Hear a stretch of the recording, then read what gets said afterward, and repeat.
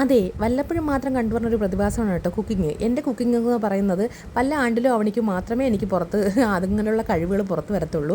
കാരണം എനിക്ക് കുക്ക് ചെയ്യാനും ഒക്കെ മടിയുള്ളൊരു കൂട്ടത്തിലാണ്. അപ്പോൾ വല്ലപ്പോഴും ചെയ്യുന്ന സമയത്ത് നല്ല ടേസ്റ്റി ആയിട്ട് നല്ല സമയം എടുത്താണ് ഞാൻ അത് ചെയ്യാറുള്ളത്. അപ്പോൾ ഇത് തലേദിവസം ഞാൻ എൻ്റെ ഇഷ്ടത്തിന് ചെന്ന് മേടിച്ചതാണ് കേട്ടോ കൊഞ്ച്. ഈ കൊഞ്ച് മൈ ഫേവറേറ്റ് ഫിഷാണ് കേട്ടോ. അതുകൊണ്ട് തലേദിവസം ഞാൻ മേടിച്ച് കുറച്ചധികം കൊഞ്ച് മേടിച്ചു. അപ്പോൾ അമ്മ രാവിലെ ജോലിക്ക് പോകുന്നതിന് മുമ്പായിട്ട് അത് കഴുകി വൃത്തിയാക്കി തന്നിട്ട് പോയിട്ടുണ്ട്. അത് ക്ലീൻ ചെയ്യാൻ അല്പം മടിയുള്ളത് കൊണ്ട് അമ്മ രാവിലെ ക്ലീൻ തന്നിട്ട് പോയി. അതിനുശേഷം കൊച്ചുള്ളി ഉണ്ട്. ഇത് നന്നാക്കാൻ അല്പം പാടാണ്, എന്നിരുന്നാലും കുഴപ്പമില്ല, നമുക്ക് ടേസ്റ്റി ആയിട്ട് കിട്ടണ്ടേ.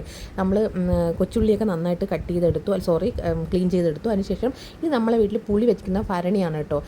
നമ്മൾ ഏതൊരു അമ്പലത്തിൽ പോയ സമയത്ത് മേടിച്ചത്. നല്ല രസമുണ്ട് കാണാൻ. നമ്മൾ പുളിയായിരുന്നാലും ഉപ്പായിരുന്നാലും ഇതുപോലുള്ള ഭരണിയുള്ള അമ്മ സ്റ്റോർ ചെയ്ത് വെച്ചിട്ടുണ്ട്. കാണാനും ക്യൂട്ടാണ്. അത് മാത്രമല്ല പുളിയൊക്കെ കേടില്ലാതിരിക്കുകയും ചെയ്യും. ഓക്കെ, പുളി എടുത്ത് എന്തിനാന്ന് ഞാൻ പറഞ്ഞുതരാം. പിന്നെ നമ്മൾ ഇതിന് പുളി ആവശ്യമാണ്.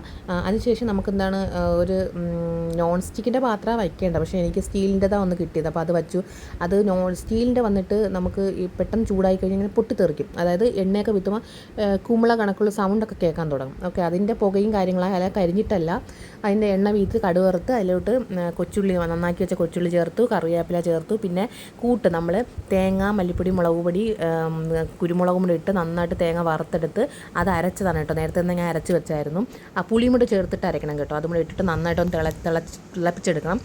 വന്ന ശേഷം നമ്മളെ തക്കാളി ഉണ്ടല്ലോ, തക്കാളി ഒരു ഹാഫ് തക്കാളിയാണ് നമ്മളെ വീട്ടിലുണ്ടായിരുന്നത്. അപ്പോൾ ഹാഫ് തക്കാളിയും ഇട്ട് ഉപ്പും ആവശ്യത്തിന് ഉപ്പും കൂടെ ഇട്ടിട്ട് നന്നായിട്ടൊന്ന് മിക്സ് ചെയ്ത ശേഷം നമ്മൾ കഴുകി നന്നാക്കി വെച്ചേക്കുന്ന കൊഞ്ചും കൂടെ ഇട്ട് കഴിഞ്ഞാൽ നമ്മൾ അടിപൊളിയായിട്ടുള്ള കൊഞ്ച് തീയൽ അവിടെ ഇരുന്ന് സെറ്റ് ആയിക്കോളും. ഒന്ന് വേവാൻ വിട്ടു കൊടുത്താൽ മാത്രം മതി കേട്ടോ. ക്ലീനായിട്ടാണ് എൻ്റെ അമ്മ കൊഞ്ച് വൃത്തിയാക്കുന്നത് കേട്ടോ. ഇതുപോലെ എനിക്ക് പറ്റത്തില്ല. അതുകൊണ്ടാണ് രാവിലെ പുള്ളിക്കാരി നന്നായിട്ട് ക്ലീൻ ചെയ്ത് വെച്ചതായിട്ട് പോയത്. ഓക്കെ, ഇത് കൊഞ്ചൊക്കെ ഇട്ട് കൊടുത്തിട്ട് നമ്മളൊന്ന് ഒരു മൂടി വെച്ചിട്ട് അടച്ച് വെച്ചൊന്ന് വേവിക്കുക. അടച്ച് വെച്ച് തിള വന്ന ശേഷം ഒരു ടേസ്റ്റി ആയിട്ടുള്ള കിടിലം ഒരു കൊഞ്ച് തീയൽ റെഡി.